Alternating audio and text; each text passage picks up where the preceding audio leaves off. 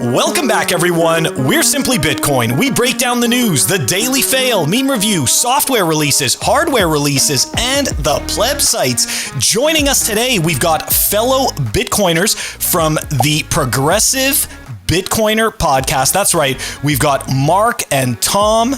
Mark, thank you very much for joining us. Tom, you as well. This is going to be an awesome show. Thank you so much for having us. Yeah, great to be here. Thank you. Awesome. Let's do it. All right, Nico, you know what's happening. We're diving into the numbers. Let's go. Number time. Brought to you by Nodl. They make some of the best Bitcoin nodes like the Nodl One. Run your own version of Bitcoin Core, the Lightning Network, Dojo, and Whirlpool, all in the comfort of your home. Remember, guys, if you don't run your own Bitcoin node, you're using someone else's, so get yourself a Nodl Bitcoin node today. At the time of this recording, the block height is 742,013, the Bitcoin price 20,265, chain rewrite days 773, total public Lightning capacity 3,906.55, Moscow time 49:32, blocks to the halvening 97,987. And the Samurai Whirlpool unspent capacity. Samurai Whirlpool is a coin join or collaborative spend. It is not a mixing service. And the unspent capacity for that pool is 4,759.73. Nico, the uneventful numbers once again. Man, but yeah, the uneventful numbers. There was a lot of blood not too long ago. Anyways, so today I want to talk about something that I was supposed to bring up yesterday, but we ran out of time. And it's this market contagion, right? We saw the Celsius collapse. We saw Luna, and we were going to see BlockFi. And BlockFi is a huge company. But it looked like, and just like in the fiat world, right? It's so, the crypto world and the fiat world are so similar. Just like in the fiat world, somebody stepped in and they bailed out BlockFi. In this case, it was the CEO of FTX. His name is Sam Bankman-Fried, or is it Bankman-Fried? Bankman-Fried. Thank you, or Phil. Fried, whatever. Fried. Nico can't read. You guys know the deal. So anyways, let's check out this article by MarketWatch, and it gets into a little bit of the details of it. The name of the article is Crypto Lender BlockFi Gets $250 Million Bailout from FTX. Crypto lender BlockFi announced Tuesday it had received a $250 million revolving line of credit from crypto exchange FTX to help bolster its balance sheet. To quote, today's landmark announcement reinforces the commitment that BlockFi has to serving its clients and ensuring their funds are safeguarded. In a series of tweets, Prince added that their deal further bolsters our balance sheet and platform strength, and that the proceeds of the credit facility are intended to be contractually subordinate to all client balances across all account types. I apologize. The credit facility comes after FTX CEO Sam Bankman-Fried told NPR over the weekend that larger companies such as FTX should help struggling crypto companies when they can. I do feel like we have a responsibility to seriously consider stepping in, even if it's at a loss to ourselves, to stem contagion. So is it really at a loss to yourself? It looks like you want to prop it up. Even if we weren't the ones who caused it or weren't involved in it, I think that's what healthy for the ecosystem. I disagree, by the way. And I want to do what can help it grow and thrive. In a statement Tuesday, Bankman-Fried said, BlockFi's team has always demonstrated a strong bias towards prudent risk management and swift action, and that's why they need $250 million. Protecting customer assets is their top priority, which allows them to operate from a position of strength. Maybe you shouldn't have rehypothecated the funds. Yeah. Look, and what's terrible is that I'm not going to name any names, but a lot of predominant crypto podcasters, I'll leave it at that. I'm sure a lot of people are going to say something in the comments, were advertising this, and they were pushing it very hard, BlockFi. And it was Bitcoiners that were saying, listen, they're rehypothecating your funds, right? You send your Bitcoin there as collateral, and then they take that Bitcoin and they gamble with it, right? And that's very different than what a Bitcoin company like Unchained does, for example. When you send their collateral to them, it doesn't leave the address that you send it to, right? So you could clearly tell, you could look at the blockchain and see, hey, this Bitcoin is not going anywhere. And the reason I say that is because there's different ways to approach this. And what's unfortunate about BlockFi is that they're not learning from the 100 years of this fiat system. They're doing exactly the same thing. And the tragedy of this Sam, the CEO of FTX, stepping in is that I disagree. This is not healthy at all. You should let the market do its thing, because that's how you prop up zombie companies. And that's exactly what was done in the fiat system, specifically in 2008, right? The government stepped in and bailed all these companies, the so-called too big to fail, and you didn't let the market cleanse out the less efficient market participants. And from that cleansing and from that destruction comes more and new efficient companies, right? So it's like we're not learning from the past, right? And it doesn't surprise me that this is coming from the crypto camp, right? Oh man, I don't know what to say, dude. Like, this is just, I feel like this is just going to be a continuation of the old system, Phil, in crypto. It's the same freaking thing, right? And we have a chance as a species to move on, to build something on top of Bitcoin, to build the new financial system on top of Bitcoin. But no, the crypto guys, apparently they just want to continue it. So what are your thoughts, Phil? The new system, a lot like the old system. Now, I just want to point out, in the article that you just read, there was something very important. I think out of all of that, out of everything you read, the most important piece to me was the fact that FTX was letting us know that they did the right thing, okay? Even if it was at a loss to them, okay?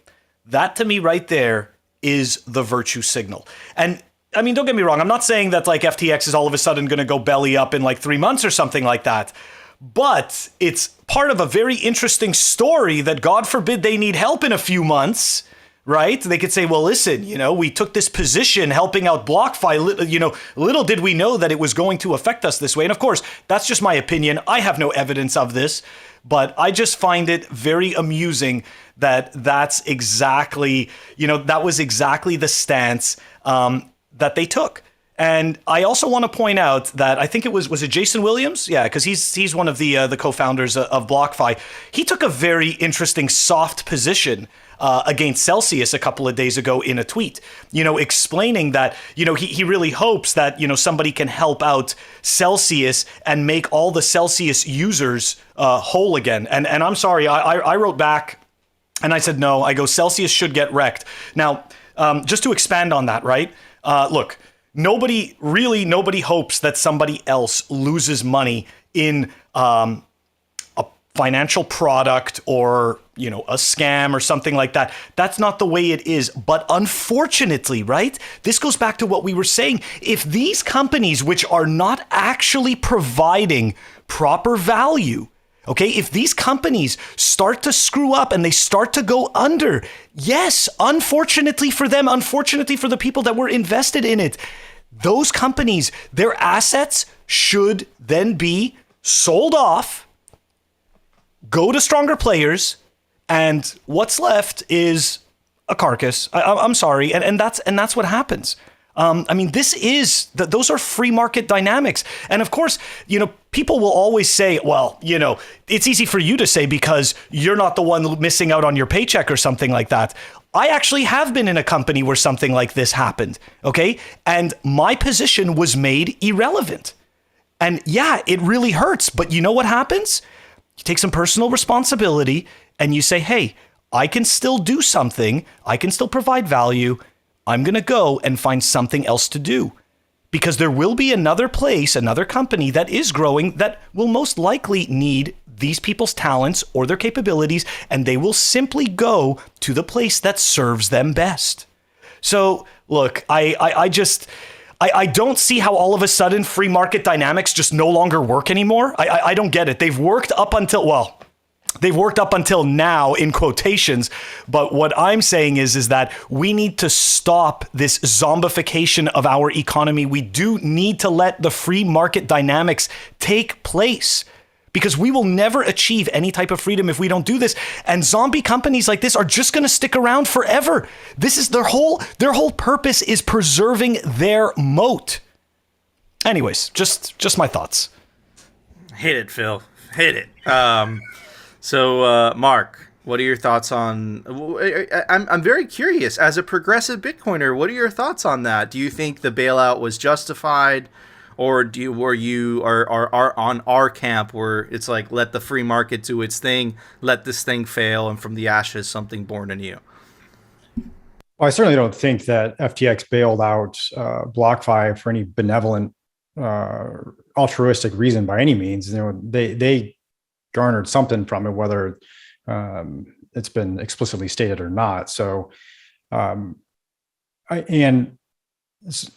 so to that end, there's got to be some benefit to them to having done this.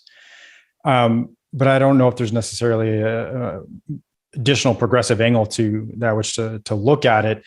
I just think, what is BlockFi? In my opinion, it's a credit card company at this point. And we all recall Jason Williams tweeting the photos of him earning $200,000+ in interest on his Bitcoin from his deposits, because he's depositing however much. And how many people did that draw in? We all got pulled into that enticement. But then as the interests have come down, there's no reason to do that, to put your money there, your Bitcoin, that is. And two, I think for many people, as they go along their Bitcoin journey, again, the not your keys, not your coins gets even more solidified. And so it's the understanding that, one, I'm putting my Bitcoin at risk having it on a centralized exchange. Two, it's for a pittance and a reward and not worth the risk. And three, with rehypothecation, arguably is a downward price pressure. And all those things combined, I think there's been a lot of reflection in people who have used BlockFi, and I've used it. I've used their credit card. But over time, you realize this thing just isn't worth it. And in the end, there's not a lot of value there. Again, it's a credit card company. And if it's given me, a nominal payback in Bitcoin, like, what are you? You probably don't deserve to survive. You need to provide more value than some nominal percent back on your purchases in Bitcoin. And so I think, yes, there will be a greater contagion. Will BlockFi go down? I don't know, but certainly others will. And they're going to have to go back to the drawing board and come up with better products, better value to provide customers. And I think you're seeing, we already see that in Swan and in Unchained and in companies that don't rehypothecate. They have a different business model, and it feels so much better, more comfortable being involved in those companies where the value is different for the end user than what BlockFi is offering. What I'm getting from Unchained or Swan or these other companies that are Bitcoin only is much more of a trustworthy experience and a commitment to protecting my Bitcoin than other companies. And the value there is magnitudes greater, in my opinion, than what a credit card company can offer you. Absolutely. I agree with that. Tom? Yeah, I think this just takes us right back to the 2008 financial crisis, right? Where it's incentivizing and rewarding and bailing out unscrupulous and risky behavior, right? They did really risky schemes, trying to make another buck on top of, what they're trying to already do. And they were called out, right? The market called them out. And then somebody came in and bailed them out and said, it's okay. You can do risky stuff. It's fine. We're just going to be right here for you. It doesn't matter what you do. It doesn't matter who you hurt, right? And that, to me, is kind of the real crime here. Is it's just recreating the old system exactly the way it works, which is why Bitcoin exists in the first place. Is because the old system is criminal in a lot of ways. It incentivizes risky behavior. It incentivizes poor choices, and it bails out big time players that have cornered parts of the market and take advantage of people, and it's not really right. Absolutely. I agree. I think that it's exactly what you were spot on. It incentivizes risky behavior, and if you bail them out, they're incentivized to do it again because they know, hey, I always got Sam from FTX. Exactly. But anyways, Phil?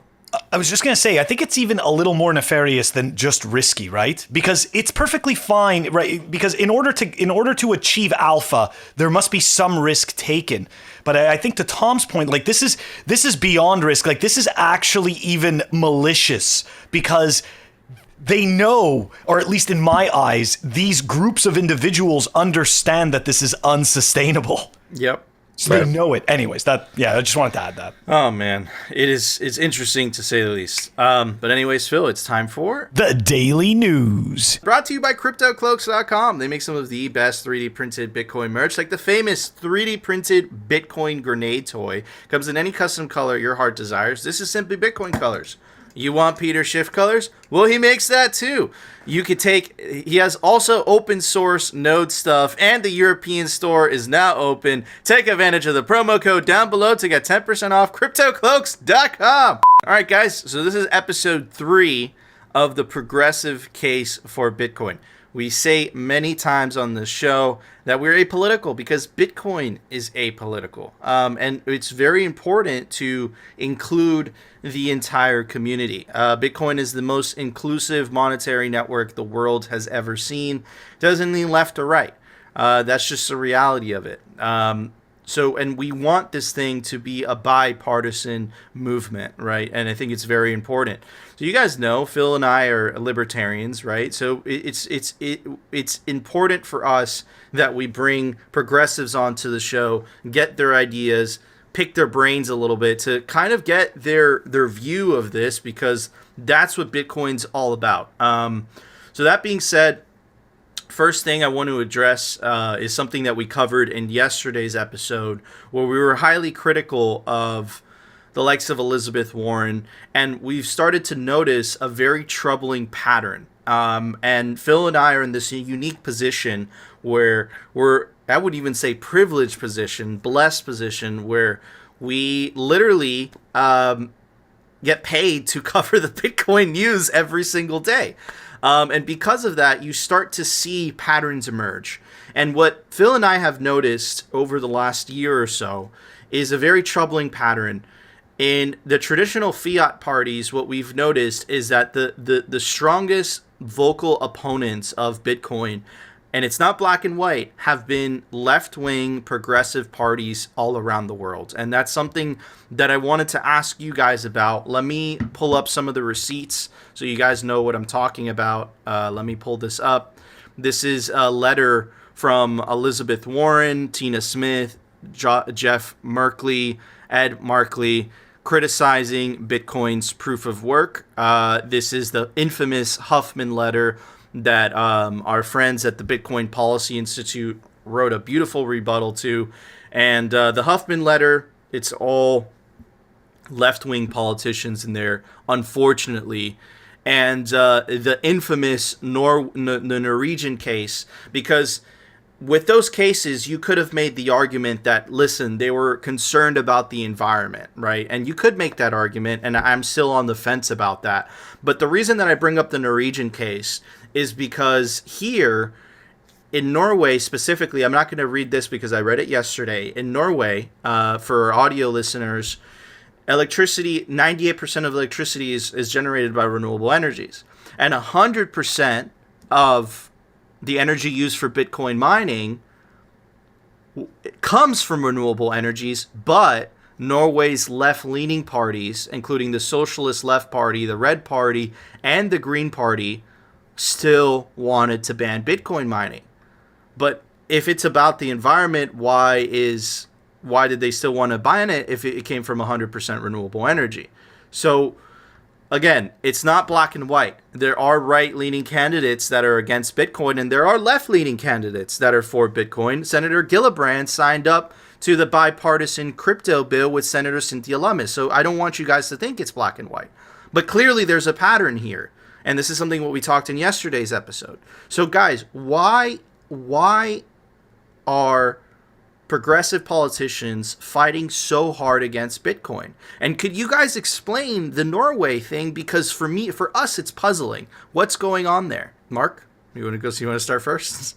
Sure. So your question is why are left-leaning politicians against Bitcoin in general? Yeah, why does it seem like there's more progressive or left-leaning politicians that are against Bitcoin? Like, why does it seem this way? I don't think it's seem. I think they are. I think that's fair to. I was just trying to be, trying to be, a little objective and nice about it, but I appreciate that. And I think the answer is pretty straightforward. I don't think there's any grand answer there. It's probably twofold. One, we know there's no secret that the left, as much as the right, are involved with incumbent industries. And, the left is funded by banking as much as the right, and they protect the Wall Street as much as the right and all that. So that is what it is. And so they're protecting incumbent industries. Two, the constituents aren't behind it yet. And so I think it's, in a way, a lose-lose situation for most Democratic politicians to come out in favor of Bitcoin or crypto at large because of those two reasons. So pushback on the first answer, right? Why is the right, if it's funded by Wall Street, it's funded by incumbent industries, like you said, why are they embracing it more than the left? What is going on? Because that's the right, again, generally speaking, is more associated with siding, if you will, with banking industry and with Wall Street. And so that perspective is less maligned by conservatives, again, generally speaking. And so it's assumed to be a part of the narrative. In addition, I think you also have a broader support from constituents. Does that make sense? Gotcha. Okay, so let's now that we've addressed that, because I wanted you guys to. Tom, do you want to answer that question before we move on? Sure. I guess I think there is a certain amount of number one, the Democratic Party is not really a left party, right? It's really a center sort of right party. They're very tied in, like Mark said, with banking and with corporations. And so they're not really a left party. And I really think, first off, that progressives who are out there on the ground, right? For example, there's a candidate who just lost her runoff election in Texas, Jessica Cisneros, and she's a grassroots funded, really like actual left-leaning candidate. And she was crushed by the Democratic Party because they wanted to keep their pro-abortion, kind of Second Amendment person in that seat. And they went and they put a bunch of money towards him and he won. And so in most cases, the Democratic Party actually crushes the left. They crush progressives and they prevent them from getting in. And only in rare circumstances do real progressives actually get into positions of power in the Democratic Party. But I think there's also a certain amount of, wow, I hear Democrats hate this, it must be good.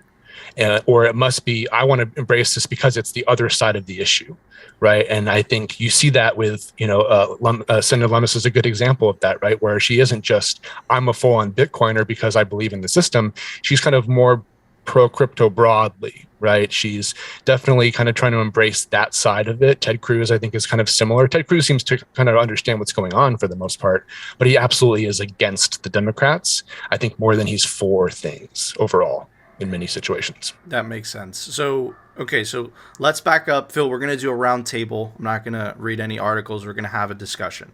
Okay, so the reason that we started this series, The Progressive Case for Bitcoin, is because from my perspective, right, a lot of the progressive causes, specifically Medicare for all, wealth redistribution, they all require coercion, right? They all require some type of because at the end of the day, right, it's a lot easier to wealth redistribute, especially in the traditional system, right? But if everyone's holding their own keys, right, that kind of changes the dynamics of it, right? And not to mention the current taxing system, the way it functions. So what would you say to that? How would you have a system, how would you support a lot of these progressive causes without using coercion? Because if it's up to, voluntary measures, you're going to have half of people saying, I just don't want to partake in that.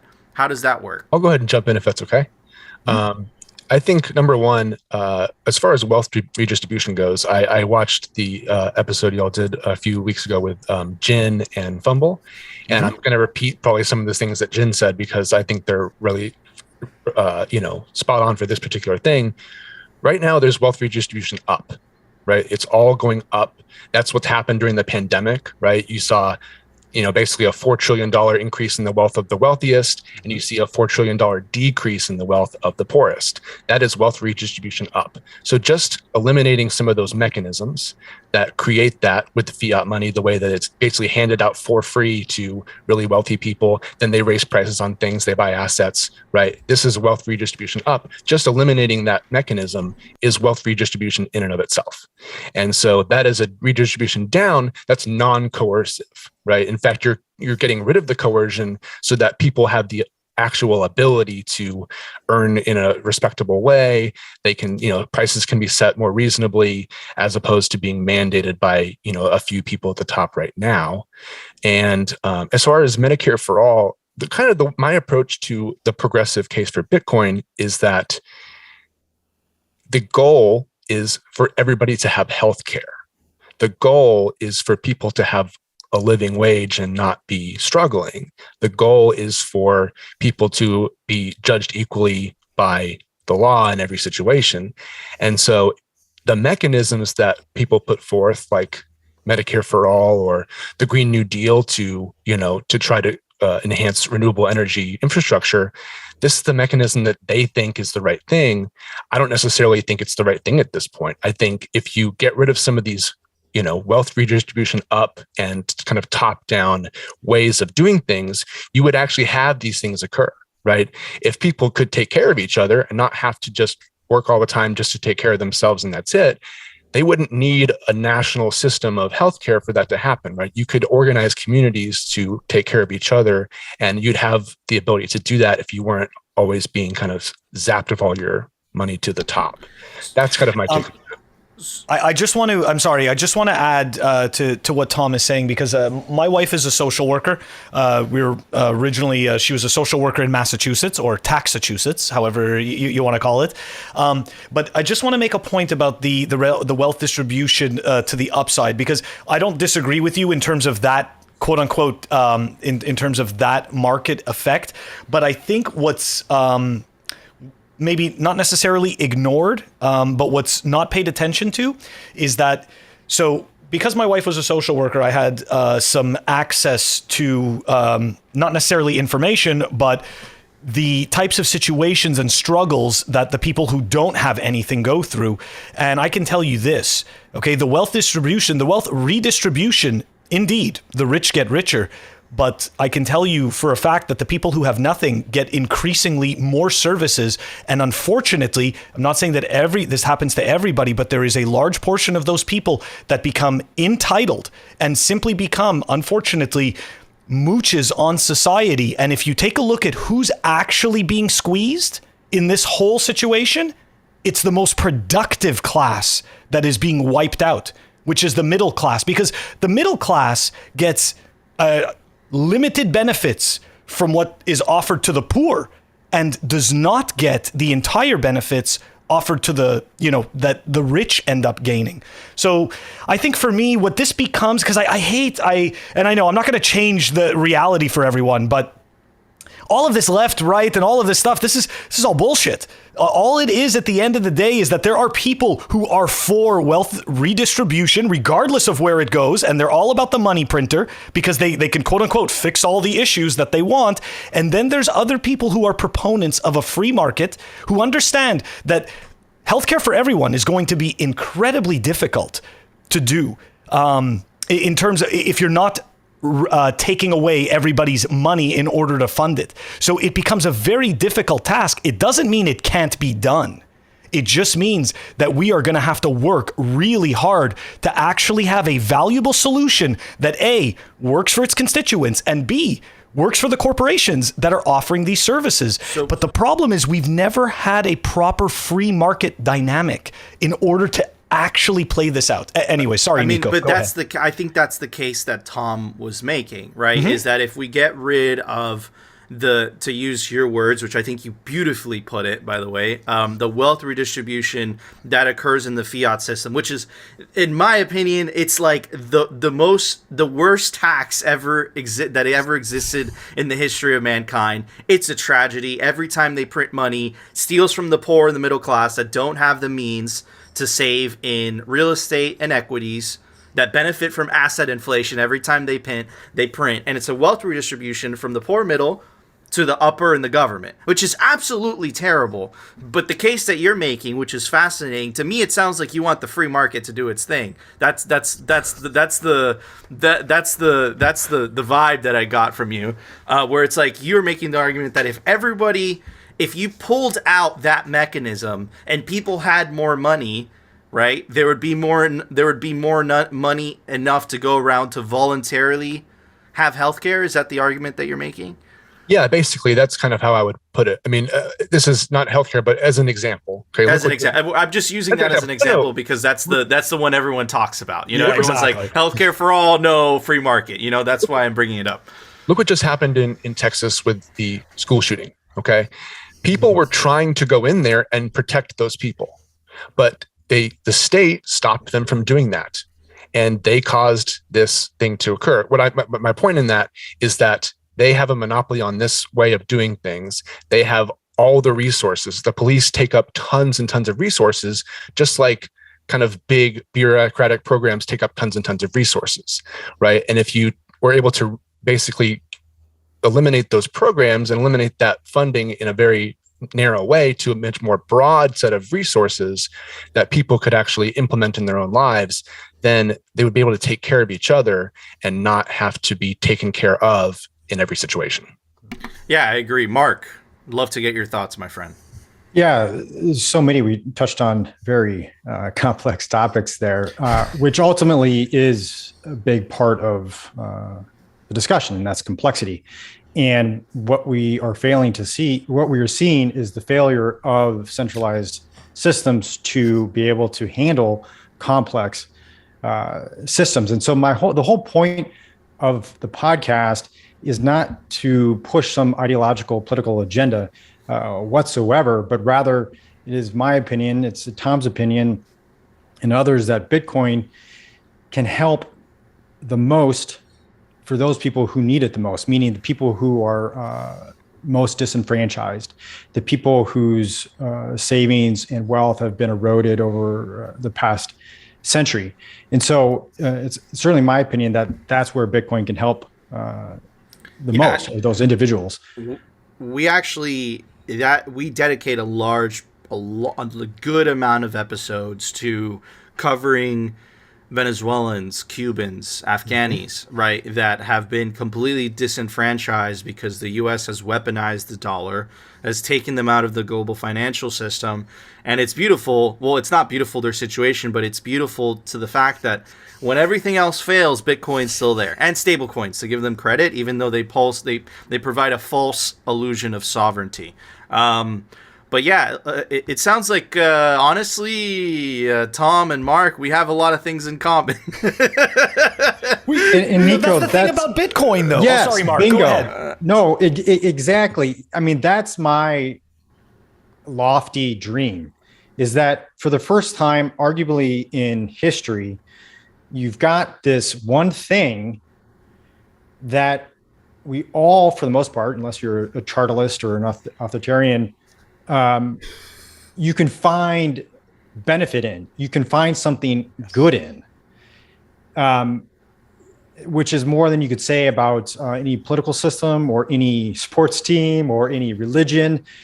Bitcoin can cross all boundaries worldwide. And that, to me, is the most beautiful element. And that's my, hope for the distant future, is that it can be a uniting force in that manner where we can see that in each other, right? You find value in Bitcoin, and therefore you have that commonality, you have that bridge, you have that touch point with other individuals whom you may not otherwise agree with. Yeah, I think that's beautifully put. It was something that I said at the end of when Jin came on the show. I think that fixing the money, just fixing the money, is, we're going to agree on 99.99% of issues, but I think that we're so divided. I mean, I think it's honestly for the benefit of the political parties, because it's a lot easier to take responsibility. It's like, it's the Republicans. No, it's the Democrats, and it's like, it's the other guy. It's not us. So yeah, it's a lot easier to blame other people than to take responsibility. And I think that a lot of the suffering, poverty, I would even make the case that a lot of the social issues that the country is experiencing, I think that the root cause of a lot of these problems is the fact that the money's broken. Like, I think it's causing so many of these problems, and the government, specifically nation states, their go-to move is just divide and conquer, right? It's the other guys, and then you have this hatred. But as soon as you turn off the legacy mainstream media sources, you find that you have a lot more in common with these people than you thought that you didn't. So, Phil? Yeah, there's just a lot of gaslighting, and to Mark's point, right? It's all about the Schelling point, and this is something that I learned about Bitcoin very early on. There was a really interesting podcast once upon a time with Pierre Rochard. He's been on so many, so good luck to somebody trying to figure out which one it was, but he made an amazing argument for the Schelling point of Bitcoin, and I believe that that's really what we need, because you see, the money is our language. The money is the way that we convey value. So if if a large majority of us can agree on the quality of the money that we need to have and that we need to use, to your point, I think that we're going to be able to come to the table and actually come up with proper solutions, rather than these really easy solutions that are easy on the short term, but very painful, as we can see, on the long term. Okay, because think about it. All of these easy solutions is why we're sitting here having these conversations today. These easy solutions is what made it so that Gen Xers were the first ones to earn less and have less purchasing power than their parents. And the millennials are hit even worse, and the Zoomers are hit even worse than them.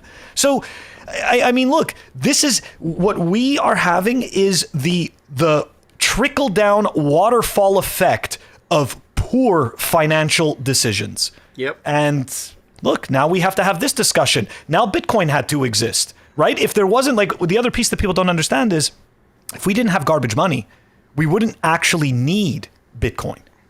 That's Bitcoin was the answer to a problem. And now we all have to kind of look past our walls, right? We have to look past our red and blue and all these different walls that we've created.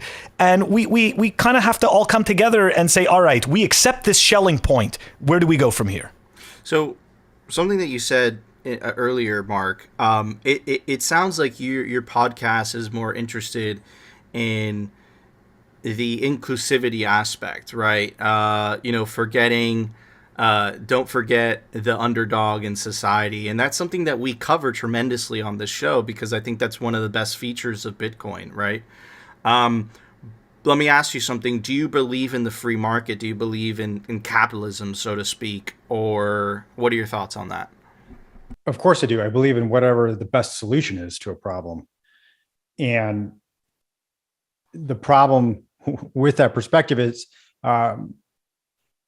we don't often get the ability to know whether or not a centralized solution is in fact the most efficacious. That's one of, as I've gotten older here, initially, of course, being more left-leaning, I believe that a lot of these problems could be solved from a more centralized authority. But over time, I've recognized that is less likely to happen. Again, not only the complexity issue, but also because there's no testing of hypotheses. I'm a physician. I believe in the ability to test, change your perspective based upon that data, and as the data changes, your intervention should change, right? But there's some adage in politics that once a law is implemented, it's never going away. So even terrible laws that are still there, regulations, they don't get pulled back, right? And so again, I'm most interested in what is going to be the most efficacious solution to any given problem, whether or not that is from a government or the free market. The way that I see it is that the government is inefficient, and what you said about the laws is because there's no incentive to change, right? Whereas for example, if I'm a small business, right, if I don't change, I go out of business. If I'm a government, I'm still receiving taxes or they go to jail, right? So there's the incentives are not aligned for this top-down approach, right? Because you're not getting all this, you're not millions upon millions of people making their own decisions about what to buy and what not to buy is a much better allocator. It's much better at allocating resources in this top-down approach. And I think history has proved that. So I'm glad that you say that you believe in the free market.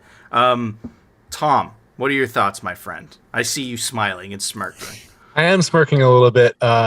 And what I would say first is that I am not a capitalist. Ooh. I am really an anti-capitalist. Okay.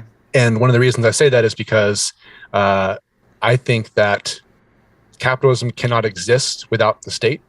Mm-hmm. And having really become anti-state in a lot of ways because of all these issues we talked about earlier with the centralization of things and how large bureaucracies ultimately kind of degrade services and they can't deliver properly for people.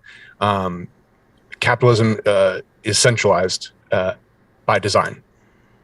Well, I think you're describing. It requires. I think you're describing crony capitalism, which is what we've had for a very long time. Right, which is like this mechanism where like the bankers and the bureaucrats have this crazy power, and they could corrupt the system to their advantage, right? Whereas in capitalism, the way that it should be, right, which in my opinion hasn't been tried before, right? And I know it's funny because the socialists, they say the same thing. So real socialism hasn't been tried before, but the reason it hasn't been tried before is because the system's broke. It's if the government controls the money, right? You can't really have free capitalism, right? Capitalism is the free exchange of goods, right? So if, for example, I hire you for your graphic design, you're going to want to get paid for that. I'm paying you in Bitcoin. That's capitalism, right? The other option would be this kind of communal thing where it's like you live in which by the way works on a smaller scale, where you have like a society, right? The in Israel, I forget what the actual communal kibbutz. They're called kibbutz. The kibbutz, right? So it's like a community, and there's no money in the community. They all work together, but it's still capitalism because they're still working to make things, and from the profit that they earn making things, right? That's how they pay the whole community. But on the smaller scale, everything's free because you go there, you have free daycare and all that stuff, but it's not really free because everyone's still working to make things so that they could sell those things so that they could pay for things. Sure, right? Of course. I agree. That's absolutely right. And so what I would say is that my take is that capitalism actually prevents free markets from occurring because what it does is it centralizes resources, right? People are able to private ownership of the means of production. They're able to accumulate resources in a centralized manner. And then what they do with that is over and over, as we've seen throughout history, is they recreate the state to control and protect those resources. And then they just govern over people, right? And they actually prevent markets from being free. And so if you want a free market, then you can't have the monopolization of resources in that way, right? There has to be a better kind of more natural distribution of resources that aren't protected through coercion and violence. But That kind of sounds like it leads that's weird though, because that totally sounds like socialism, and then it sounds like coercion. Why is that coercion? Just because because you were talking about the piece of centralization, right? So people are acting on their own benefits, let's say in a free market. But in this case, it sounds like they wouldn't be, because they would then have to be forced to not, how could I say this? They'd be forced to not go with their own incentives, and I guess you'd say monopolize. Like right now, for example, you have a company, right? You have a company like a good example would be like Procter and Gamble. Okay. So Procter and Gamble, once upon a time, they made only a few products. And then what happened was that they started to be able to buy over companies. So there's the example of the increased centralization, I believe, that you're talking about on a smaller scale, right? On the company scale. So there's an increase of centralization, and barring the government money, let's say a business can do this. That is a free market mechanism that allows them to do that, because they've offered a superior product. They've provided value, which is subjective, and they're being compensated for it. So in a free market system, another player could come along, possibly offering a higher quality product or set of products, more value, and ipso facto maybe buying Procter and Gamble over. So to me, those are free market dynamics. Whereas if we have somebody or a group of people deciding to make a decision where we say, you know what, Procter and Gamble, you're way too big. We need to split you up because you're monopolizing resources.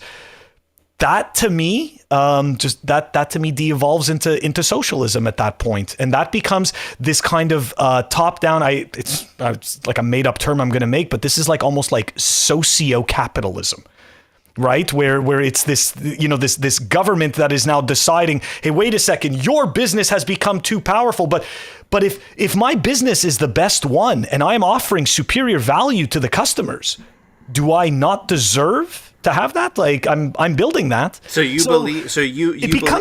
You believe in monopolies, Phil? You don't believe it's not that I believe in. So that's kind of putting words in my mouth. It's not that I believe in monopolies. I believe that, unfortunately, right, part of the free market mechanism is that a large company or a large group will, if they're offering superior value to the constituents, will continue to grow. Why would they split up? Sure. I don't know. It's just, and again, I'm not necessarily saying I'm for or against it. I'm just saying objectively, this is what it looks like to me, sure. And that's just the way, at least it's seemingly going to work until we can find something else.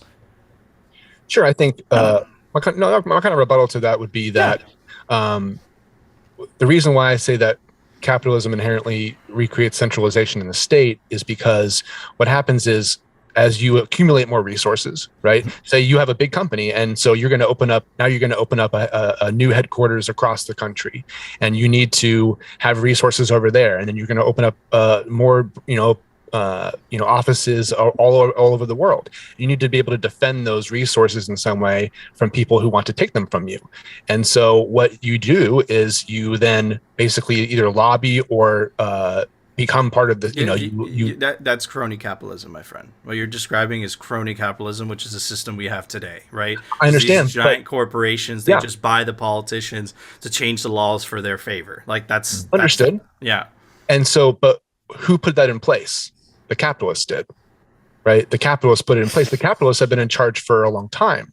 And so they built it up this way, right? It isn't somebody didn't just come in from over here and make it different, right? What happened in the USSR, as an example, right, is when you're talking about extreme centralization of the state and controlling all corporations, that is state capitalism, right? They're still doing capitalism. It's just that one person's in charge instead of many different people are in charge. That's worse, right? That's worse than what we have now. So that's the wrong direction. What I'm saying is that capitalism has created this system that we have now because of the inherent centralization of it and the need to protect their resources with a monopoly on violence, using the police, using the National Guard, where they break up strikes, they break up protests, all kinds of things. They have, money to buy influence. and then they influence the state, and then they retain their power or grow their power. So, right? what's the alternative that you're suggesting? Like, what is the alternative to capitalism? You made the argument that China, the USSR, that was state capitalism. Yeah. What is the alternative to that system? I guess the alternative to that system for me is kind of there is a certain amount of having to break up power, but you have to break up the way that the state can control everything, right? The state picks winners and losers, and they ultimately set the direction in which we're going to be going. And that is inherently anti-freedom, and it needs to be stopped at the core. And to me, this is actually why I'm such a Bitcoiner, is because fiat money is the tool of states, of capitalism, right? People who are the capitalist class, they receive the free money and they're able to maintain and grow their power. But if they didn't have a system like that, it would start to erode underneath them, because they wouldn't be able to make the same kind of poor choices that we talked about at the beginning, right? With BlockFi, right? Like you use risky behavior, you make bad products, you get bailed out, and then you just keep doing it. And that inherently is what's causing all kinds of problems. Also, with the infinite growth of fiat money, right? It's destroying the planet. And so that whole system needs to go. Yeah, I fundamentally agree with you. Phil and I say this all the time. We must separate money from state for exactly the same reasons that you're arguing.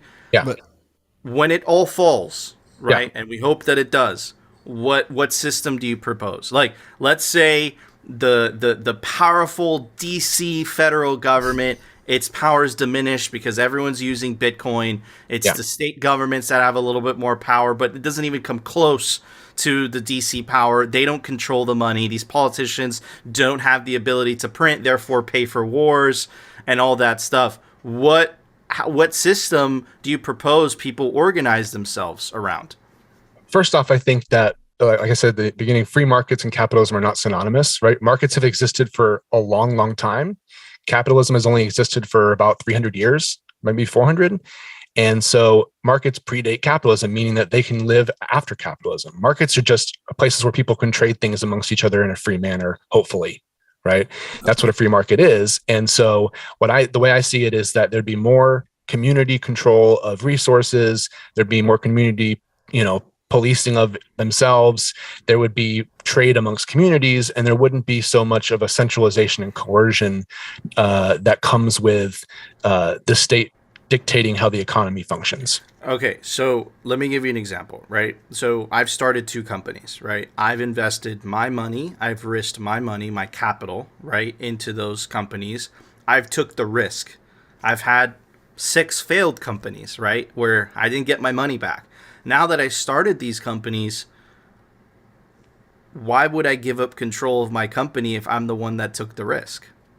Do you get what I'm saying? Why would I have communal control of my company if I took the risk? Why should I give a say to someone that I hire if it's my company? Like that, you get what I'm trying to tell you? Yes, absolutely. And I think what I'm kind of referring to, Amelia, is the scale, right? Where like, if you built your company up to the size of Amazon, then this would be a different conversation, perhaps. But it isn't a different conversation. It's just a bigger scale, right? So like, sure. I built a company, right? I employ right now in total between 7 workers, right? So they could pay their families, they could pay their health care. I maintain them, right? In essence, right? And then they give me their time and their effort and their labor in return, right? So in Amazon, right? Yeah, Jeff Bezos got crazy rich, right?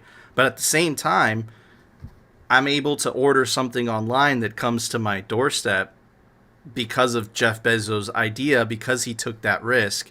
He quit a high-paying job in New York City to go start a business in the garage. You always hear about the success stories, but you never hear about the failures, right? The millions of people that failed that tried to do what he did. Not to mention the fact that he took his company public. Therefore, any person could buy into the Amazon success, Do you get what I'm trying to tell you? Like, when you build a company, it's in the name. It's a company, so it's all these people that are benefiting from that company as well as you are. You just happen to be the one that took the most risk because you put your money into it. Those people didn't put money into Amazon.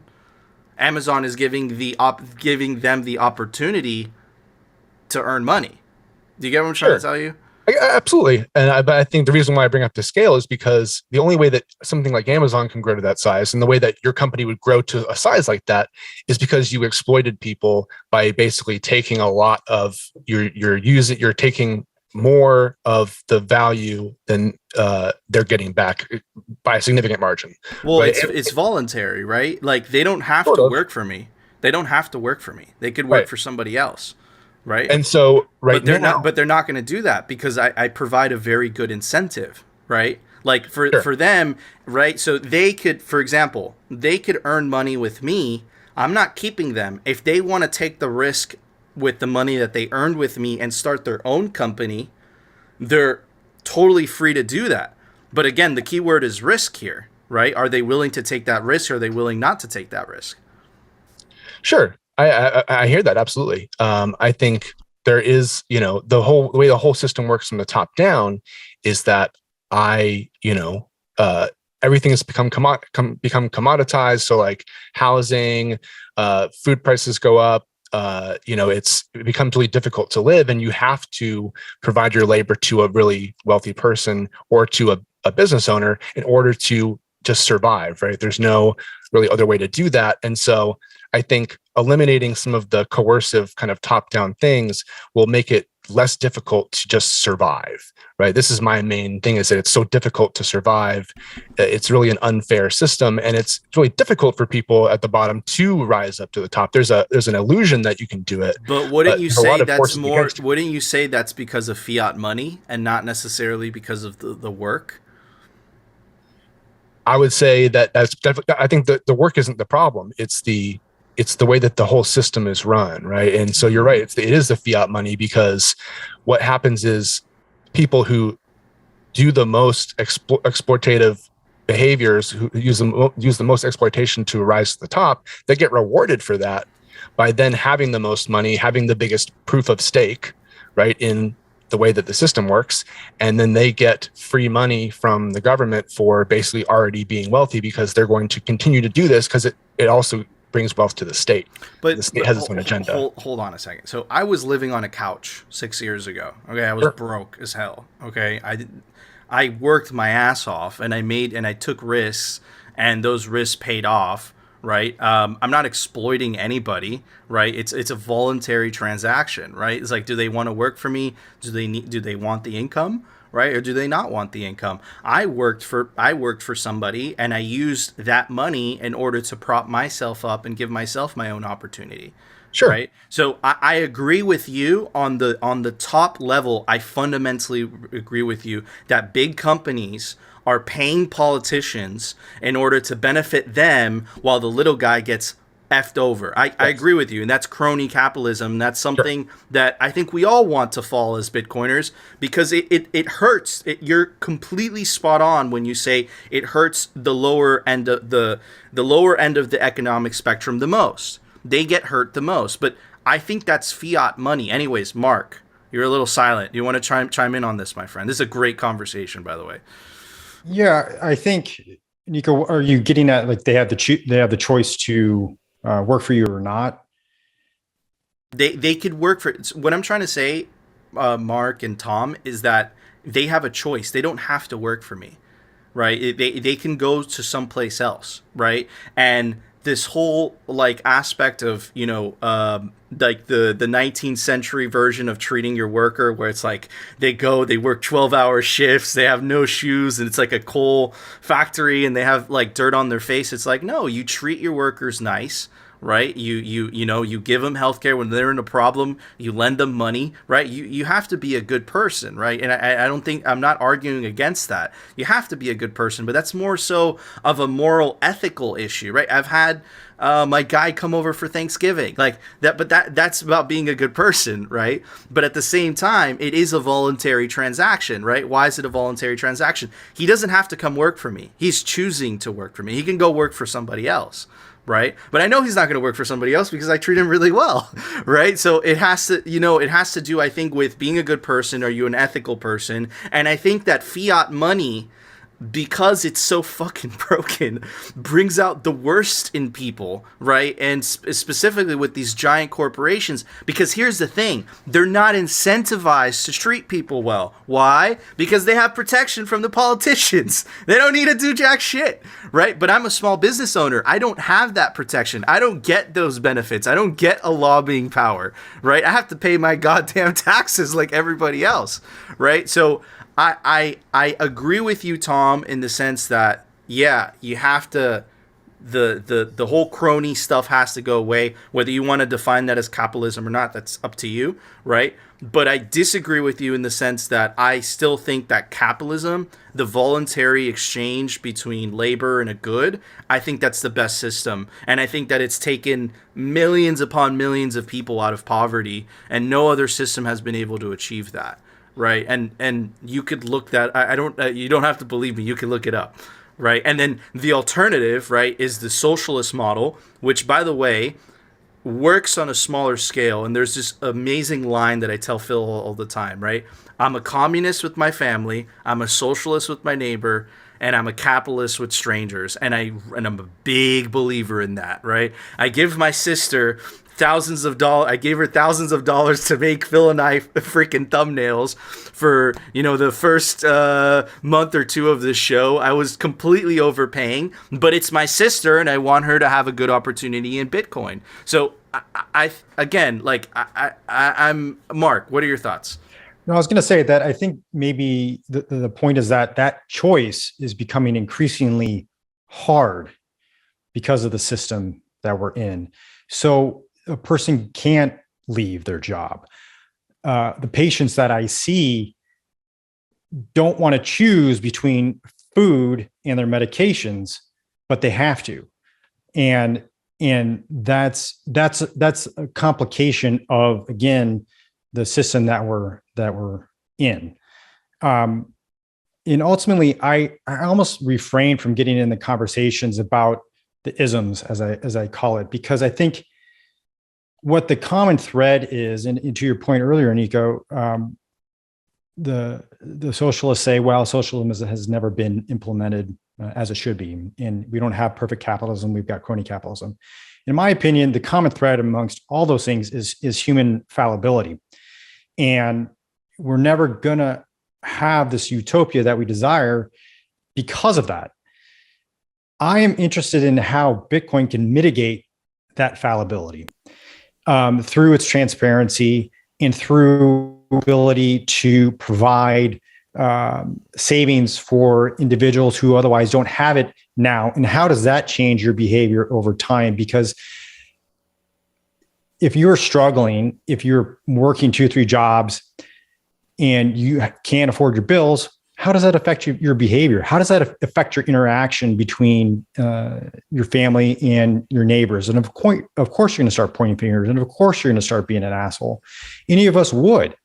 And so what I'm fascinated with is the possibility that Bitcoin could help mitigate some of that, not only our fallibility, but also from a behavioral perspective as well. And I agree with you that, capitalism, free markets have brought many people out of poverty, and we've seen that, but now we're also seeing some of the downsides, right? And so there's just constant iterations over centuries and millennia of better and better systems. And I don't think we have any idea what that new system will be. But the point is that there will be a new system, and hopefully more people are under the umbrella than there were before. I definitely think Bitcoin gives us, Mark, I think you said that very well. And I definitely think that Bitcoin gives us the best chance at this. And I just want to, kind of add to essentially what Tom and you were saying. But from what my takeaway is this, right? Definitely, I like to stay away from all the isms and all of that stuff, because it inherently what it does is it forces people into a corner, and it forces us into these us versus them type of conversations, which usually don't lead anybody anywhere. It just keeps everybody divided, right? And this is the beauty of the money printer, because the money printer can keep us perpetually divided forever, fighting all these tiny little issues, when really all that's happening is that all of us are being devalued the exact same way. But the point that I wanted to make was that it's interesting how, with quote unquote capitalism, right, you can start off doing something that really comes from the free market, and as soon as a person, because again, this goes back to what you said about people, right, and people can't be trusted, as soon as that threshold of power is crossed, I can't lose this. How do I keep this? How do I maintain this moat? But you see, if it was really, if we took the ability of the money printers out of the equation, then these people, the only thought they could have is, how do I continue to provide value? It's not about maintaining my moat anymore.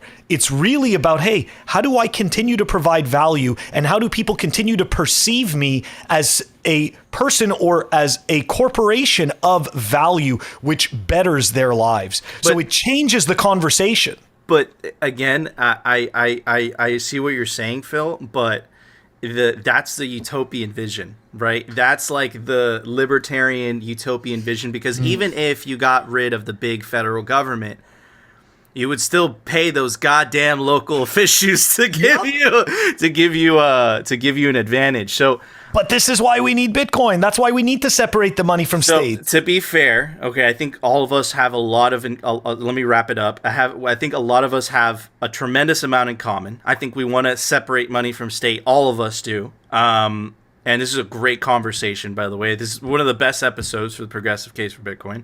And I see your guys' point. I think that we have a lot more in common that we disagree in. And I think that, again, a lot of these problems that people are suffering, that they can't afford healthcare, they have to pick, which is absolutely tragic, by the way. They have to pick between food and being healthy. It's disgusting. I think a lot of those problems would go away if you fix the money. So that's something that we continue to fight for, and we're happy to be in the trenches with you guys, so to speak. But anyways, Phil, it's time for The Daily Fail. Brought to you by Swan. Check them out, swanbitcoin.com. That's right. They've got automated Bitcoin savings plans, instant purchases, an app that's coming out. They're serving clients of any size. $10, $10 million doesn't make a difference. It is a stacking site and app by fellow plebs. The link is down below. All right, got a couple of light little funny fails before we dive into the main part of the story. So I'm just going to take you through these really quickly. You know, as we were talking about BlockFi and all that stuff in the numbers, I just wanted to remind everyone that crypto lender and asset manager Babel Finance is renegotiating its massive $3 billion loan balance. June 17th, the company suspended all redemptions and withdrawals, citing severe market volatility. Alarmingly, it's conducting an emergency assessment of creditors' cash demands. And of course, they are prohibiting withdrawals. So again, not your keys, not your coin. This is what's happening when the market gets weak. All of these services, which looked so promising. I know the feeling in the bull market. You're sitting there thinking, if I just put a little more into this, this could become a paycheck, and then I don't have to go to work anymore. Everyone else was thinking the same thing too. So everyone else was pouring their money in thinking the exact same thing. But the reality is that this type of shit is completely unsustainable. And you only find out when the wheels start to fall off. Okay? That's what happens. The wheels start to fall off. You're like, wait a second.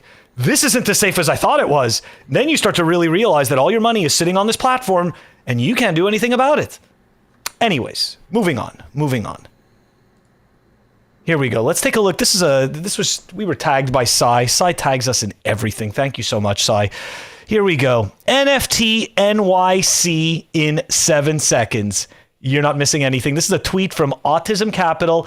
And I got to tell you, Nico, this is very reminiscent of a video that I saw of Ethereans putting on a dance spectacle back in 2018 or 2019, some coordinated weird Ethereum dance. Anyways, let's take a look at this, right?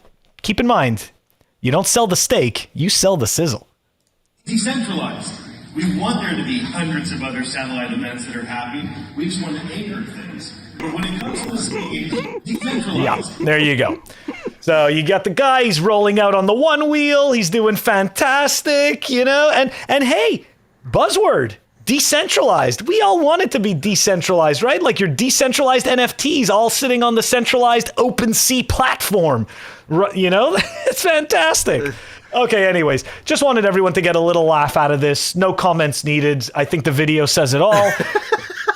Look, if you're buying this crap, I'm really sorry. This is not going to be money. This is not an investment. We've said this before. You are buying the digital Beanie Babies, okay? You are buying them. Just a side note, Yes. because that kind of reminds me of the Segway. It's completely unrelated, but it's a fun fact. Okay. He's got to light up one wheel, Nico. What isn't there not to like about this? Did you guys know that the guy that invented the Segway, do you know how he died?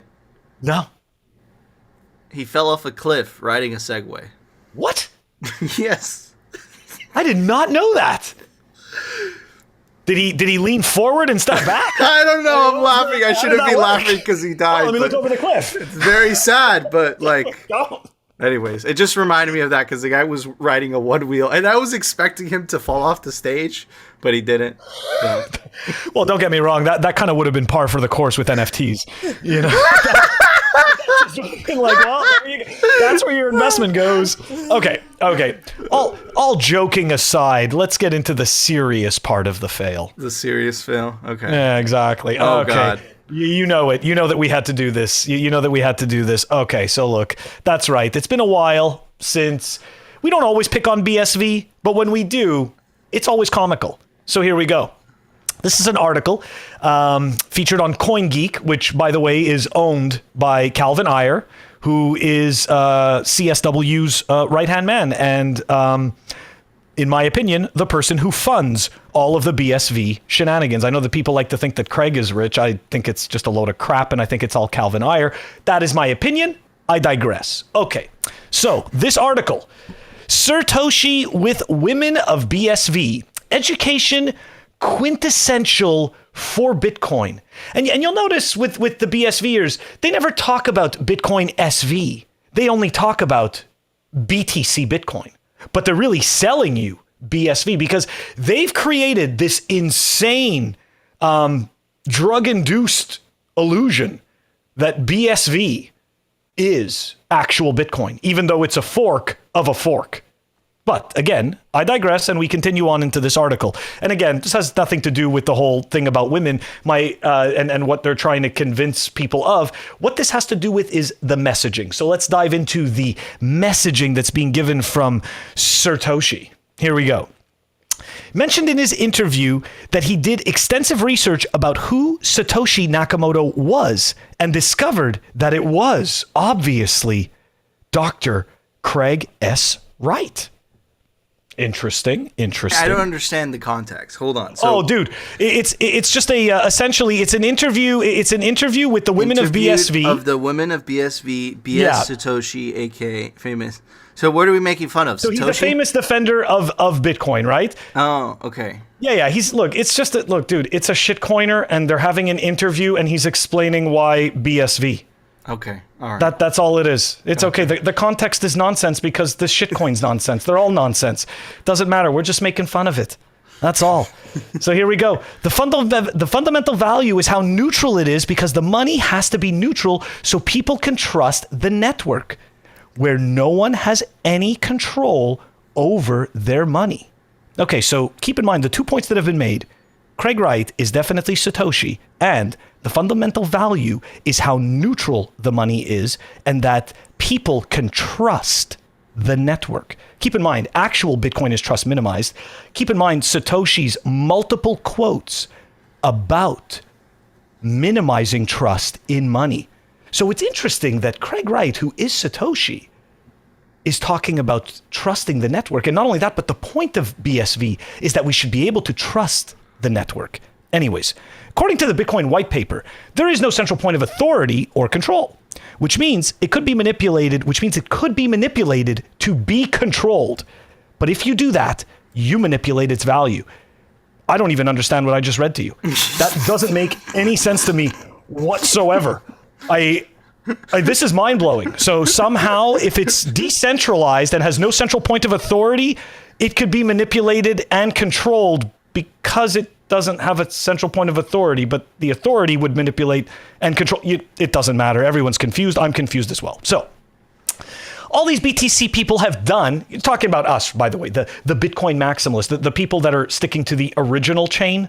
Anyways, all these BTC people have done is they segregated the signatures, which means they centrally control the network. I'm telling you, these people are smoking crack. It's projection, bro. It's projection. Insane. It's projection. Okay, they've turned BTC into a security. That's a matter of opinion. Bitcoin is not a security. There was no initial public offering. There was no initial coin offering. Anyways, this means they are now not accountable to anybody. But he just said that it was could be centrally controlled. Has no fundamental value as money. And that means all it has got is the speculative price, Satoshi pointed out. So this is the education that is being given to the quote-unquote women of BSV. People do not realize this right now, but when education catches up with speculation, its speculative price will soon match its fund value at zero, and it won't be able to economically sustain the network that it supports. That is a very interesting point. Sustaining the network that it supports. But anonymous network and crypto have no value as money because nobody knows who are their creators and who has control over their money. So one of the great points about Bitcoin is that there is no central authority and that we don't know who Satoshi is. It's fantastic. We've taken the human factor out of the money, which leaves us with simply the network. Now, let's dive into some interesting stuff, right? Because if Craig is indeed Satoshi, then back in 2020, this couldn't have happened. Craig Wright called a fraud in a message signed with a Bitcoin address he claims to own. Oh my gosh, no way. The credibility of Craig Wright, the Australian tech entrepreneur who controversially claims to be Bitcoin's pseudonymous inventor, Satoshi Nakamoto, has taken another blow, and that was 2 years ago. 2 years before this garbage interview was had. Okay? 2 years before this terrible article was published. After a list of Bitcoin addresses Wright had provided as being his holdings in an ongoing court case were briefly and inadvertently made public by plaintiffs on May 21st, 145 of those addresses were used to sign a public message, both calling Wright a fraud and making it plain that he does not, in fact, own or control them. Shots fired. Okay. Well, let's continue on, right? So there was another piece about the network sustaining its value, right? We're talking about the network sustaining its value. Okay. Well, let's take a quick look over here. All right? Let's go over here and we're going to take a look at the hash rate history. As soon as it pulls up, this is Bitcoin's hash rate. Okay? I'm just going to scroll up so everybody could see that, I'm not making this up. This is Bitcoin. Trust pool. Cool little site. And take a look at this. This is the hash rate of Bitcoin. So clearly, the security and the energy and the funding that's going into Bitcoin is ever increasing, ipso facto, making the network more secure and allowing the network to grow. By contrast, let's go take a look at BSV for a second. All right. Take a look at BSV. Let's go take a look at BSV's hash rate history here for a second. Or not. Maybe it doesn't even pull up. Who knows? Maybe I have to hit refresh. Go to the next one, Phil. Go. You could. You see the? Oh, there we no. No. I was trying to get. I don't know. Maybe. Oh, here we go. Okay, now it's actually going to pull up. Okay. Sorry about that. There we go. And here is BSV's hash rate. That doesn't look like the network is being secured. Now, this is just a small snapshot from 2019. Why don't we compare the two, which we've done in the past? Okay? We've done this in the past, and we've shown you. So take a look. In blue is the Bitcoin hash rate. In red is the BSV hash rate. And you'll notice it is completely a flat line. No one is securing this network. Now, the other piece to this, I just want to draw attention back to this. Let's take a look at some of the centralization of these mining pools, right? So you've got SBI Crypto that owns 27.4% of the hash power for BSV. Sorry, they control, or 27.4% of BSV's hash power is coming through that pool. And now you've got this other one, tal.com, 24.4%. So just these two pools alone can go and dominate the BSV hash power. That's actually pretty scary. If you contrast that back to Bitcoin, it's a very different story. Certainly you have one player, Foundry Digital, at 23%, but none of the others. You don't have another player that you can combine that can go and cause any kind of problems. And the other piece to this is that on the Bitcoin network, you have the validating nodes. Okay? So at the end of the day, you've got the mining network and you have the validation network. So if the Bitcoin Core software, if you don't choose to upgrade it to something else, to a fork or whatever it is, then guess what?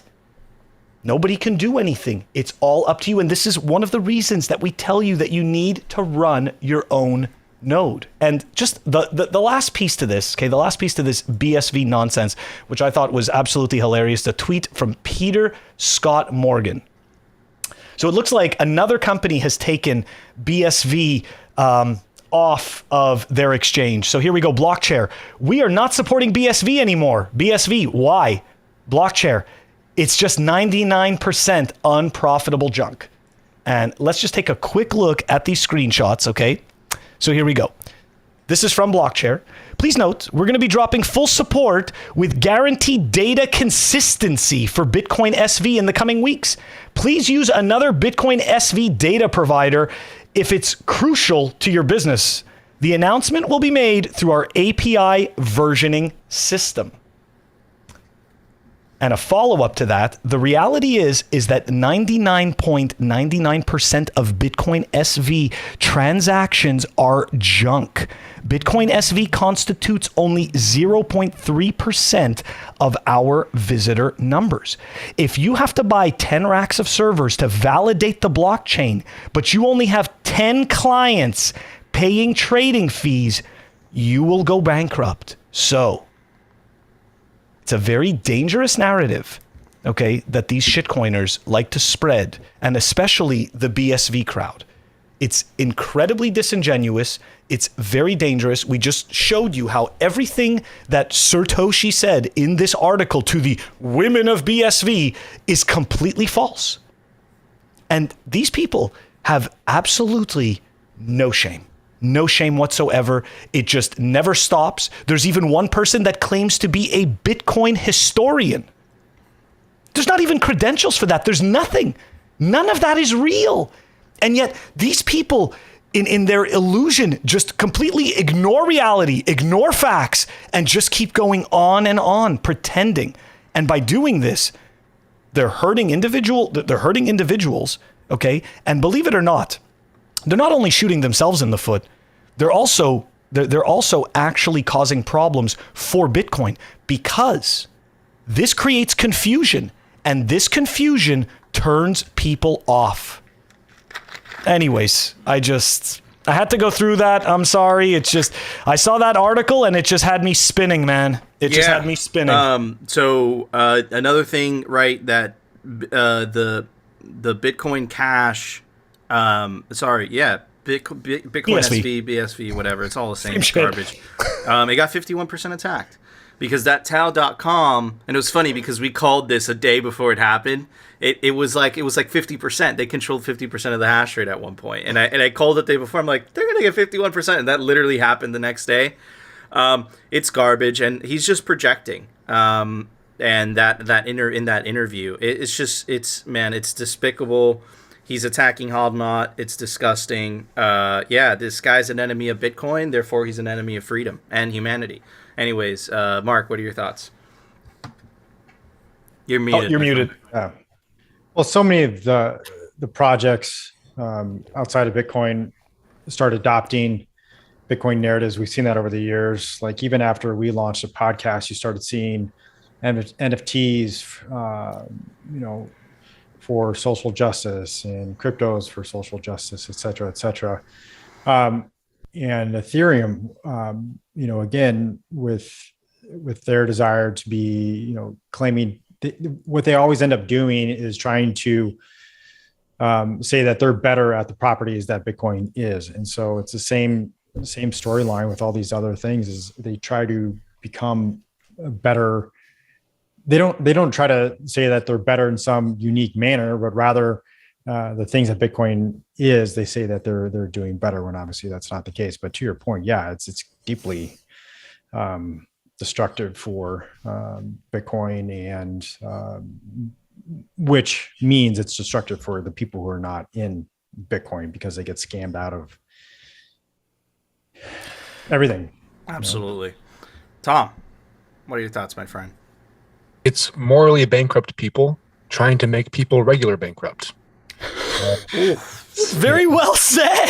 That's what I got. That's some signal right there. Mic drop. But anyways, Phil, it's time for the Daily Meme Review. Brought to you by Citadel 21. It's the best Bitcoin cultural zine. It's stories, articles, comics by actual Bitcoiners. This is artwork for Volume 10. This is artwork for Volume 2. And this is artwork for Volume 11. Volume 2 is almost sold out because there's only 1,000 physical copies made per volume. So get your prints of Citadel 21 today before they run out. All right, everybody, welcome to the Bitcoin Meme Review. We review Bitcoin memes. Memes are play an essential role in not only Bitcoin culture, but in this narrative trench warfare that we fight every day on the battlegrounds of the internet. Anyways, here's the first meme by Rothmus. It's the Lord of the Rings template for our audio listeners. Inflation, stop printing, spending money, destroy it. Republicans and Democrats, no. I chose this one on purpose for this episode. All right, next one by the Bitcoinator. You will lose everything. Infinity divided by 21 million. That's right. Bitcoin is the lifeboat. Next one by Nico Bitkason. Anyways, simply Bitcoin, Coinicarus disguising himself, driving into the garbage, coins narrative, hiding, observing, preparing to strike, and exposing them with one swift blow. Made myself a ghillie suit for when World War III starts and I have to be near Seattle. Phil, why did you pick this one, motherfucker? I picked this because I thought it was hilarious. It's like me dressing up in shitcoins, but he's dressing up in garbage. Yeah. Okay, next one by Gigglesmer. Plebs waiting for the super cycle. I didn't sell, I bought the dip. Oh, man, Samuel. Bringing out the guns. All right, next one. Oh, documenting. Unfortunately, he deleted the tweet, but the meme is still there. As he watched the price fall from 69,000 to 18K, Joseph was cathartic. Thanks to his above-average IQ, he was successfully avoided the Bitcoin scam since it was only $3. All right, next one by Vandelay. I don't understand why I'm poor. Did you invest in shitcoins trying to prove Bitcoiners wrong? The hug, and he's holding Ethereum. Absolutely awesome memes. And for those awesome memes, I'm going to give it this awesome score of this Crypto Cloaks graffiti sticker that came with the painting that I bought. What about you, Phil? Very nice, very nice. Crypto Graffiti does amazing work, and I also love his t-shirts. Good shirts there. Anyways, for the score, I am going to give it this new Rip and Dip sticker pack. Rip and Dip sticker It's not the same one as the last sticker pack. Tom, what would you give those memes? I'm going to give those memes my fountain pen right here. Oh, good one. Pen is mightier than the sword. This is true. Mark, what would you give those memes? You're muted. There we go. Those memes were only fitting for Paw Patrol bag. Oh, Paw Patrol bag. All right. Phil's jealous because he likes all that stuff. Anyways, guys, we want to know if you agree with our scores, you disagree. Let us know down in the comment section. Make sure to subscribe to us on alternative video platforms like rumble.com, our personal favorite, Bitcoin tv.com, and join our Telegram group. It's a party in there. Yeah. And if you're listening to the audio version of this show, make sure to stay after the show for a live Q&A. Anyways, Phil, it's time for... No, it's not time for anything. There was an open source software release today. Why do you tell everybody about it? Software releases. Brought to you by CipherSafe. Check them out. CipherSafe.io. Paper's dead. It's not the right way to store your seed. Store your seed in the all-new Cypher Grid or the Cypher Wheel. They both come with a tamper-resistant wire, and the grid also comes with a punch tool. All right, we've got Fountain Podcast version 0.4.0. That's right, if you're streaming sats, you are most likely using Fountain. They've got a new version. The link is down below. And guys, don't forget to check us out on our audio-only platforms, Apple Podcasts, Spotify, and Anchor. If you want to stream a sats, fountain.fm, you could stream a sats through Breeze. Awesome. Thank you, Phil. All right, guys, that was our show. Before we go, I want to give a very special shout out to our clothing sponsor, representltd.com. Phil and I wear the hoodies every single day. He makes Bitcoin merch. He's making Simply Bitcoin merch. It's comfortable. It's stylish. Check out representltd.com and take advantage of the promo code down below to get 10% off. Also, check out Fellow Plebs' awesome blog. It's called The Bear Market Diaries, where he interviews plebs about their bear market experience. Especially if this is your first bear market, you definitely want to check that out. Also want to give a very special shout out to our awesome guests, Mark and Tom. Definitely go check out their podcast and their Twitter account. The Twitter account is The Progressive Bitcoiner. Check out their podcast, The Fountain. I'll put the Fountain link below. Anyways, guys, that was our show. If you enjoyed the show, you know what to do. Smash that like button. Of course, if you want to continue hearing the Bitcoin news from the pleb perspective, catastrophic fails, and the memes, definitely consider subscribing to Simply Bitcoin, and we will see you tomorrow, guys, for a brand new episode and a shorter one. To quote one of our awesome guests, morally bankrupt people making regular people bankrupt.